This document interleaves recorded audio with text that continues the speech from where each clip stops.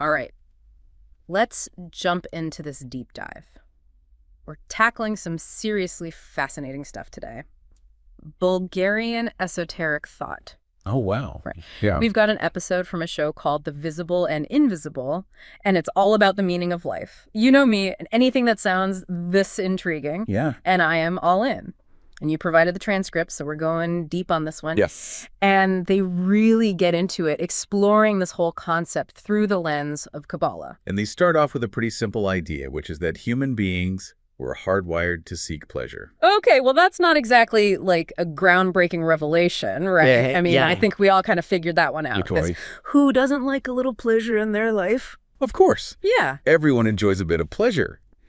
But the way this show frames it, it's really interesting. It's not like some flaw, some human weakness, Right. but rather it's this drive, this desire that's like divinely instilled in us. Like Yeah. it's there for a reason. So it's not just about like indulging in, whatever feels good in the moment. There's a bigger picture here, they're saying. Exactly. And it kind of evolves as we go through life. Okay. When you're a baby, your idea of pleasure is pretty basic. Right. You need food, you need sleep, you need a little bit of comfort. A little TLC? Exactly. Yeah. As we mature, so do our desires. Yeah. We start craving things like knowledge, accomplishment, meaningful relationships. And all these things bring us a different kind of pleasure. So it's like this constant upgrade cycle. We're trading our toys for gadgets, our bikes for faster cars. I remember when I was a kid, all I wanted was this bright red big wheel. Sure. Now I'm dreaming of electric cars and self-driving vacations. But the show is saying there's something deeper going on here, right? It's not just about keeping up with the Joneses. It's this innate drive for something more. And how does that desire ultimately lead us towards, the spiritual fulfillment they're talking about? Well, they're suggesting that these aren't just random shifts in taste, would actually reflect a progression toward higher, more lasting forms of fulfillment. Okay. Ones that we find in the spiritual realm. Mm-hmm. As our desires evolve, we begin to realize that true satisfaction cannot be found solely in material possessions or achievements. Okay, I'm intrigued. But if true happiness lies in the spiritual realm that they're talking about, then why are we stuck here in this, often messy, unpredictable physical world? It feels like a little bit of a cosmic riddle. It does, doesn't it? Yeah. The show addresses this with the concept of the world to come. It's a term that's used in Kabbalah to describe the spiritual realm. Okay. And they say that this world, as real as it seems to us right now, Right. is actually a temporary state. It's kind of like a cosmic boot camp for the soul. A boot camp. So we're being put through the ringer, facing challenges, making tough choices. This is all to prepare us for something bigger, they're saying? Precisely. Every obstacle, every relationship, every decision we make here shapes us, prepares us for what lies beyond this physical experience. Yeah. It's like we're all in training, whether we realize it or not. Okay, I'm starting to see where this is going. But how exactly does this training work?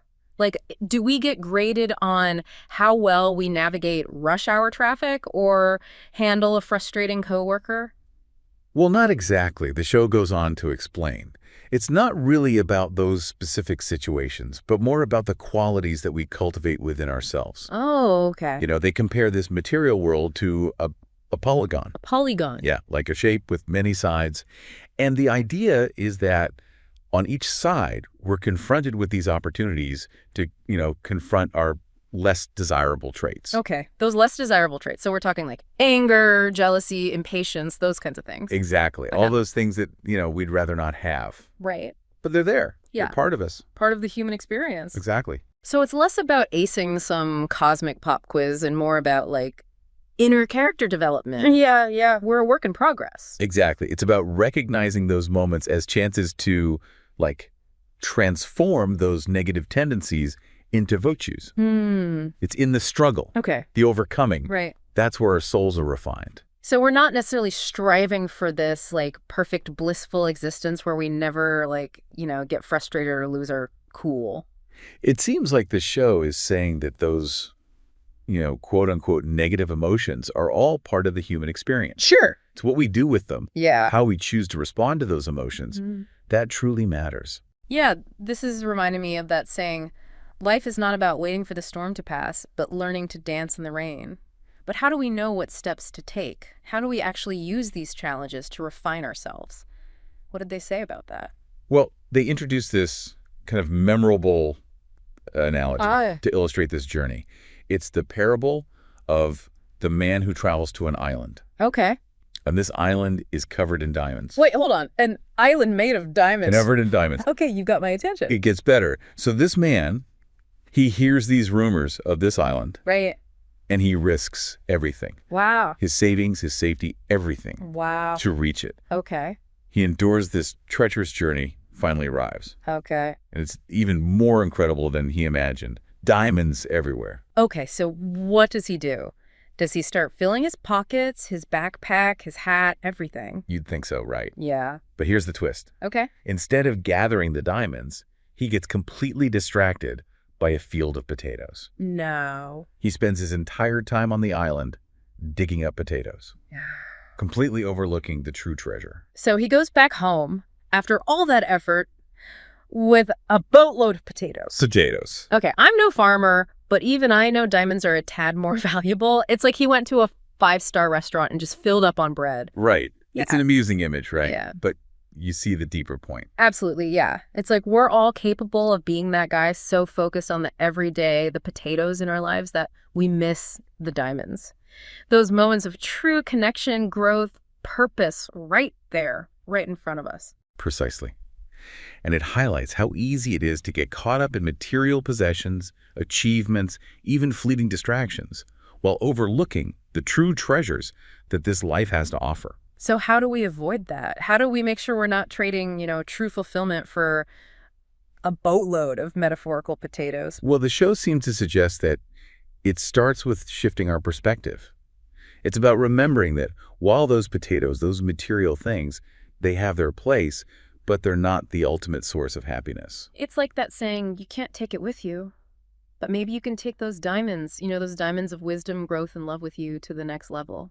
At least that's what I'm hoping. That's beautifully put. And it speaks to this larger idea within Kabbalah that this material world is a temporary training ground for our souls, preparing us for a higher level of existence in the world to come. So it's not about, rejecting this world, No. but rather about approaching it with a different mindset, seeing those challenges as opportunities for growth. Yes. And remembering that true fulfillment comes from something far greater than anything material. Exactly. And this leads us back to the show's central question, the meaning of life.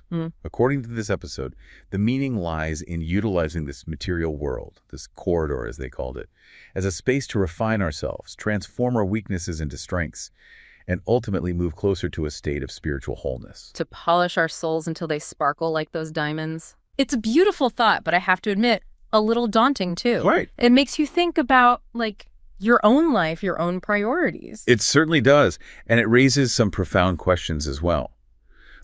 If we truly grasp the temporary nature of this life, if we knew for certain that this physical existence was just a blip in the grand scheme of eternity, how might that change how we live? Would we still get so worked up over that traffic jam or, a spilled coffee? Right. Would we make bolder choices, take more risks, knowing that this isn't our only shot at this thing called life? Those are questions worth pondering, aren't they? And perhaps that's where the true treasure lies. In asking those questions, exploring those possibilities, and allowing that awareness of eternity to guide us. It really makes you think about that phrase, living in the moment. What does that even mean, Yeah. What if, instead of getting bogged down by the everyday grind, we actually lived each day knowing that it's part of this bigger picture, something eternal? It's a huge shift in perspective. It's not about denying this life. It's about seeing it through a different lens, the lens of eternity. The show even kind of hints that our perception of time, it's really limited. Limited by what? By our physical existence. Okay, so if we could step outside that, step outside that limited view and really grasp the vastness of this spiritual realm. Yeah. How would that change things? How would that affect, our ideas about success or failure, or even just a regular Tuesday? That's the big question. Right. It's a big one. And the show doesn't give us any easy answers, I'll be honest. But they imply that those aha moments, Yeah. the moments of spiritual insight, when we connect to something bigger than ourselves, those are glimpses into that eternal reality. It's like when you're watching a breathtaking sunset, or you just feel this overwhelming sense of gratitude, or you connect with another person on this really deep level, Yeah. it kind of takes your breath away. It does. And it's like those experiences are little diamonds in themselves. Exactly. Right. They are. And maybe the more we chase those diamonds, the more we refine ourselves, the closer we get to that ultimate fulfillment. It's like we're training our like spiritual taste buds Yeah. to, crave something way more satisfying than any possession or like fleeting pleasure. Exactly. And it's not just about us. It's not just about transforming ourselves. Okay. We're also subtly influencing the world around us. At least that's what the show is suggesting. Okay. As we become more aligned with that divine spark within us, we naturally radiate that outwards. Okay, yeah. Making the world maybe just a little brighter. Right. A little bit more harmonious. So we're all kind of like, we're in this cosmic dance together. Yeah, we are. We're all in it together. Yeah. Each of us trying to become a little more, A little more diamond-like. Exactly. I love it. I love that visual. And on that note, I think that's a beautiful thought to leave our listeners with today. It is. As you move through your day, your week, your life, remember those diamonds. Seek them out, cultivate them, and maybe, just maybe, you'll find yourself returning home with a treasure beyond measure. That is a beautiful thought. And with that, this has been another fascinating deep dive. Until next time, keep seeking out those diamonds.